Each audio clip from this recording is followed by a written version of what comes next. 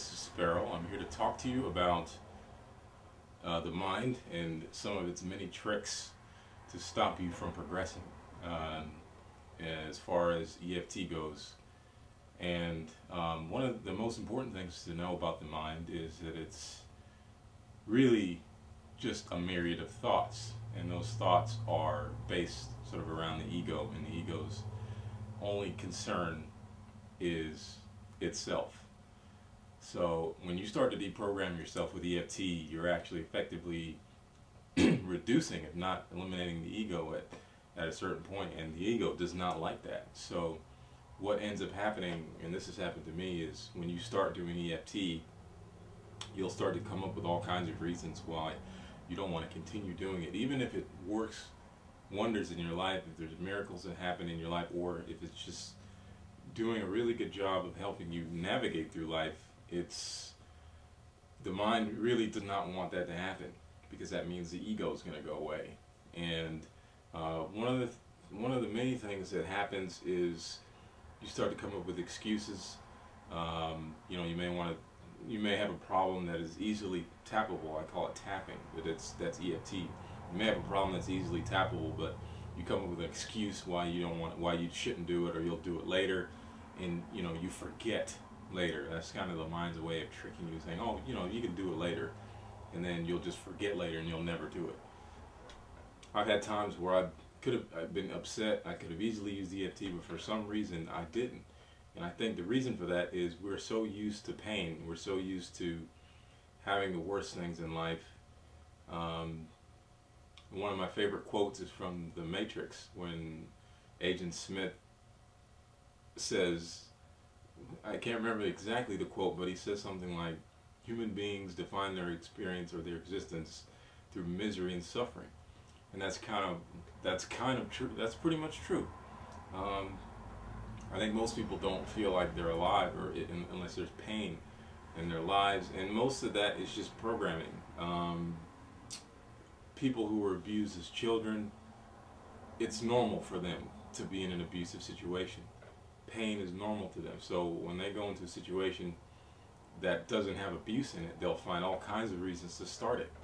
Whether it's talking back to somebody, inciting violence, inciting an argument, they need that. And I think most people, even if you haven't been abused as a kid, there's this inherent familiarity with pain and problems that I think people are used to. And when you start doing EFT, you start tapping, you start to rid your body and your mind of these infections, I call them, and the ego doesn't like that. So it's very important to be mindful of this. That's really, it's two things. It's the mind. You have the mind, and you have the subconscious. The mind is your conscious mind. You're aware that you're watching me on this video right now. That's being conscious. What you're not aware of is maybe some buzzing in the background in your house or your apartment, and you're not focused on that, but your subconscious can hear it.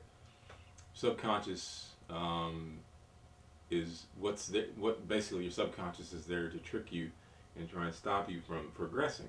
So a lot of times you'll do something to sabotage your progress without even realizing it. That's not being conscious. You're not aware of it, but subconsciously it's an automatic reaction. The subconscious controls your actions, and your behavior. So what EFT does is it's curing the subconscious, and it's getting rid of all those infections. So be mindful that there are things that are going to come up when you start progressing, when you start doing EFT. The universe, whatever you want to call it, God, the universe, has a way of testing you. Do you really want to get better? Do you really want this? You have to earn it. You really have to earn progress. You have to earn the right to be better. You can't just pray for it and have it come to you it's something for nothing. It doesn't work like that.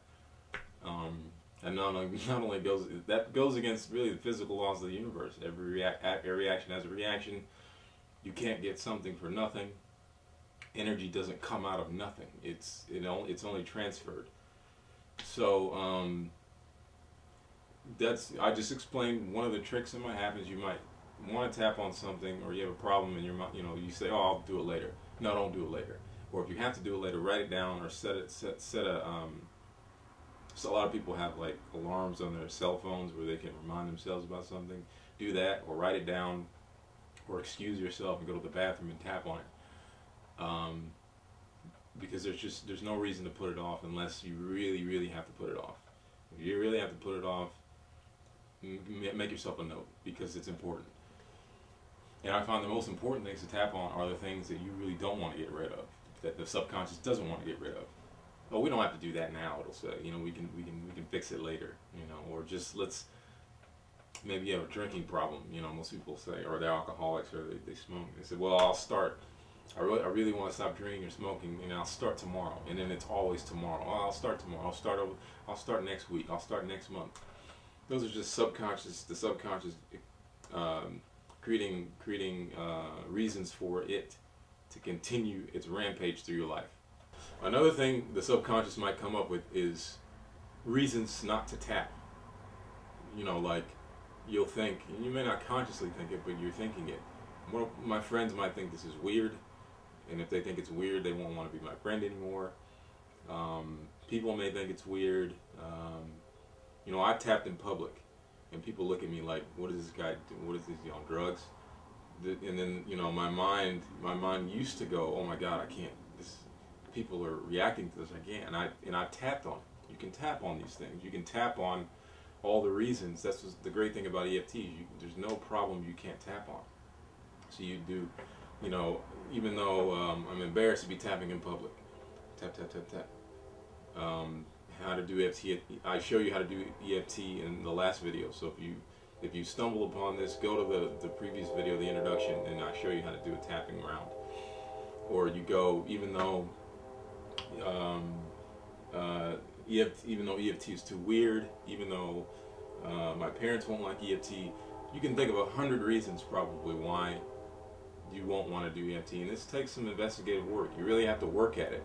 But yeah, I like to write things down. I like to make a list of phrases, and then I'll tap on it later. I may be at work and I'm in the middle of something and I can't tap right away. I'll keep a list of things. And like I said in the last video, when I did 3,000 rounds of EFT in 1 month, and what I would do is I would make a topic like love or money, and then I would literally just spitball ideas, spitball phrases, random stuff that I needed to tap on. I had a lot of things come up about money, not deserving money, feeling guilty about having money, not being motivated to make money.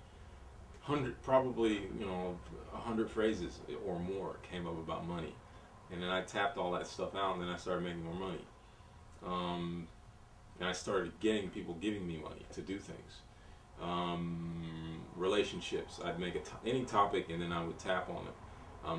I'm gonna make another video later, a little bit more advanced, for people who really want to like see results, because you're not gonna see results. You can tap on things like a headache, or I'm nervous about this date, or my parents are giving me a hard time. Those are perfectly valid things to tap on, but you're really not going to see major progress in your life unless you do hardcore EFT, meaning you have to do a lot of it. You have to do a lot of it. You have to earn it, because there is so much garbage in the subconscious mind that it's like a gigantic landfill. It's huge. And you really can't expect to make progress until that stuff starts to go away. And the beauty of EFT also is you don't have to tap on every single problem. Sometimes you get sort of like a domino effect. You'll tap on one thing or a series of things, and that'll wipe out hundreds of other problems. There have been Vietnam veterans who had hundreds of different traumatic things happen to them in the war, and they would do EFT and only tap on maybe 6 or 7 of them, and the rest would go away. It's like a domino effect. So, and the only issue is, and this is something that I've run into, it's hard to find those core phrases, and I'll be doing another video on finding the right phrases, because that can be tricky, and ways to tap without saying phrases through movies or music. It's a great way to get rid of past programming, maybe from childhood or whatever, because the mind, the problems with the mind are both negative and positive. you'll have a negative issue, and then you'll have a positive issue. Like you feel good about something, you feel bad about something. Both are really blocking you from taking that straight and narrow path, which where you should be, balanced. So I also tap on positive things that I like about myself. In the 3,000 rounds of tapping I did in that month, I tapped on positive things as well. I tapped on things that I like, because those are also stopping you from progressing, because you're stuck in it. It's almost like the guy who gets kudos and compliments for doing a good job. He'll be so wrapped up in how good he is that he'll stop progressing. So it's just as bad as him being yelled at. These are two different things that are blocking you. So you need to tap on both negative and positive experiences, both past and present. Tapping, it's a never-ending thing. It really is a commitment. It's not a fly-by-night, weekend thing, man. It's like you can't tap on something over a weekend and then expect, oh my God, why hasn't my life changed? Because you really you have tons of things to get rid of. I have more tapping to do. I have probably thousands of more rounds to do. I have a friend who's done over 6,000 rounds, and he's seen dramatic changes in his life. This stuff works. I mean, it's catching on in the medical industry. It can cure illness. It can cure just about anything. So be mindful of these problems when you're starting EFT, that your mind will try and stop you from progressing. It will try and stop you from doing it. And you really need to be aware of it. You need to be conscious of it in order to progress. So if you find yourself not progressing, you need to look at how much EFT are you doing. Are you doing enough of it?